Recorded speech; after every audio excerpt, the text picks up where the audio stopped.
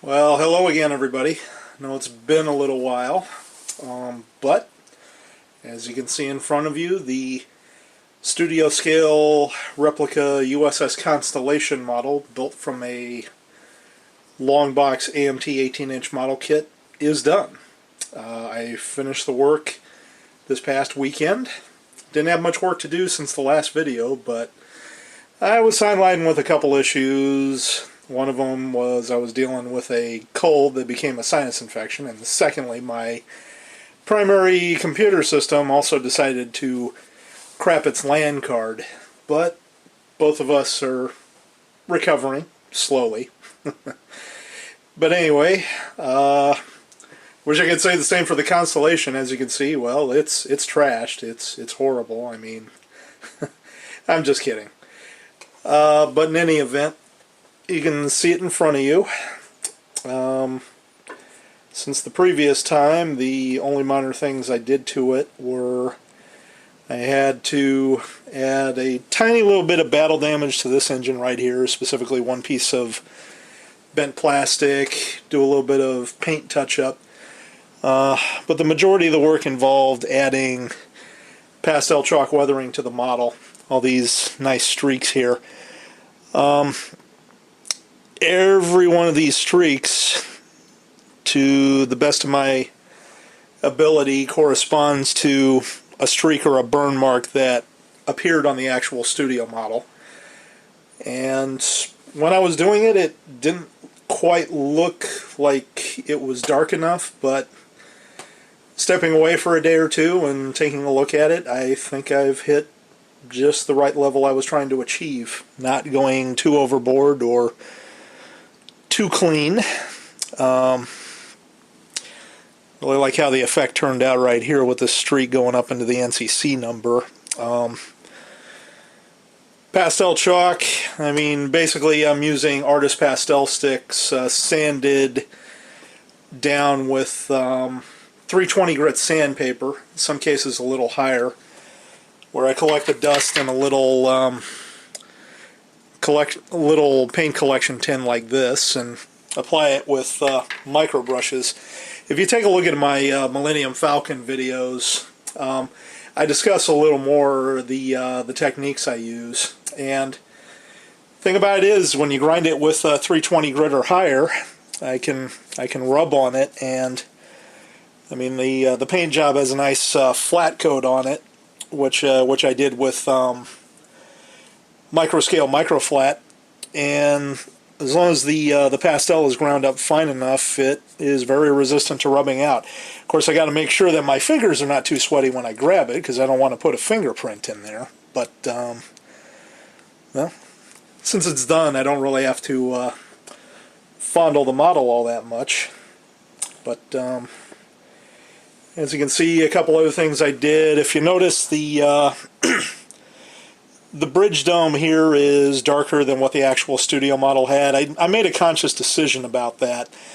Spock said in the episode that the entire bridge is wrecked and uninhabitable, so the bridge domes I used are actually from an AMT Ertl small box kit produced in the late 1980s, and they actually did these domes in kind of a smoky white clear plastic. I back painted it with some extreme dark gray and put that over. It almost looks like just a smoky burned window, like from a house that caught fire or something.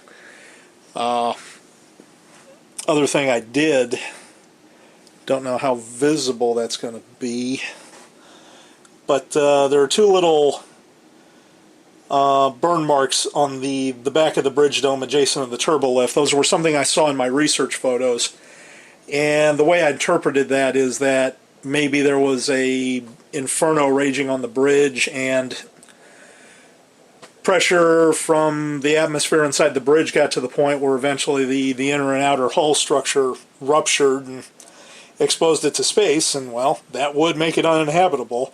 Kind of like what happened to the Apollo 1 spacecraft in 1967 when the 3 astronauts died. Looking close, you can see little bit of weathering I did back here to this area right here.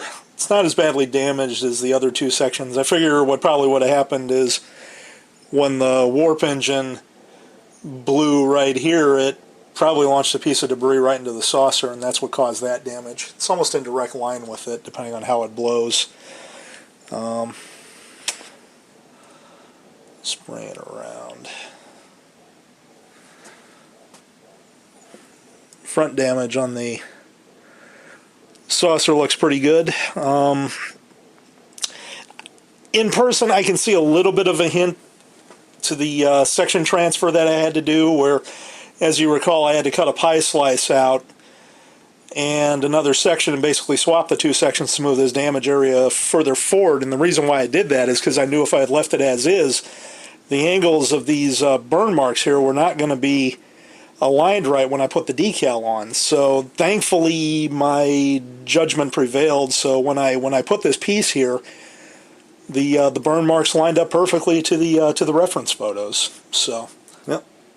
Don't know how well you can see it, but there is a little bit of burn mark on the secondary hull here and here. After I put the pastel down, I decided to attack it with a small engraving tip on my Dremel to kind of scuff the plastic up and make it look like there's a little bit of wrinkling there. And these burn marks actually do correspond to with what the studio model had. Damage on this warp engine looks okay. It doesn't look as dark back here as it does on the studio model. I don't know if they used black spray paint there or not.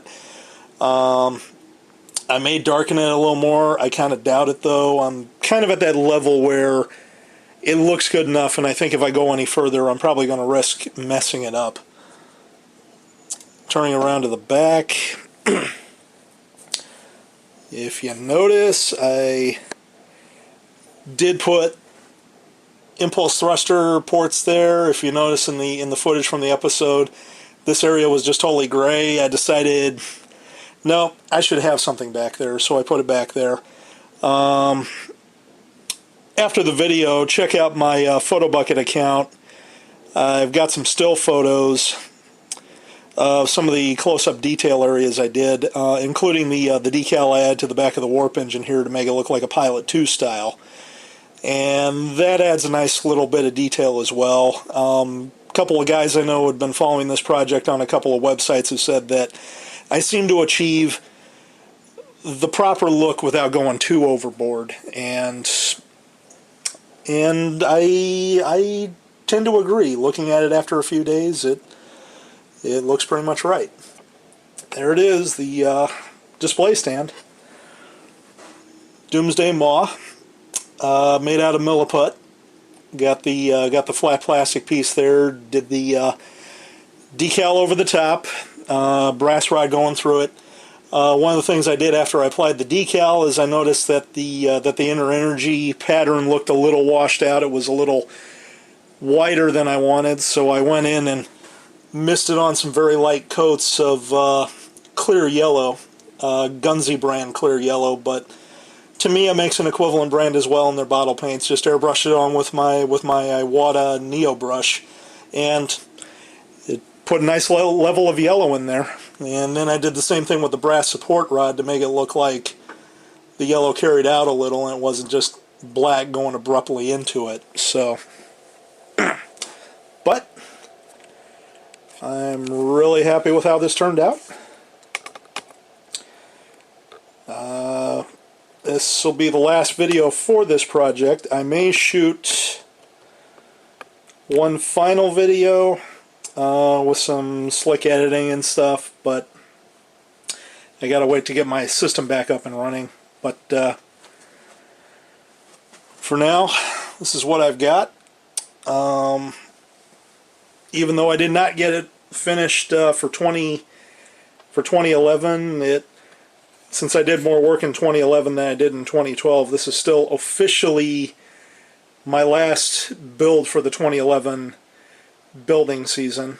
As for other projects, I do more than just science fiction, so I'm going to work on a couple airplane models for a while. getting closer to Wonderfest, which takes place in May, there may be one or two sci-fi projects I get involved with. But even though you're a fan of sci-fi models, I know a lot of you are, tune in for any videos that I might have documenting other projects I'm working on. Reason being is that model skills are model skills, regardless of the subject, and something that's done on an aircraft or a tank easily can be applied to a science fiction subject like this, or vice versa. And, well, I do appreciate you guys are taking interest in my work. I'm honored. But, as I tell anybody else who wants to do it, the easy part is coming up with the idea. The hard part is coming up with the execution. A lot of it just takes practice. But if you can do it, if you're driven and you're willing to fight through adversity to do it, feel free. Your skill set may not be what you think is right, but just remember, you're your own worst critic. And if you can push through that, you'll surprise yourself as to what you can accomplish. And I mean, this project right here, I knew I could do it, but I didn't know for sure how I could do it. So, in any event, here's to a good 2012 model building season, and thank you for watching.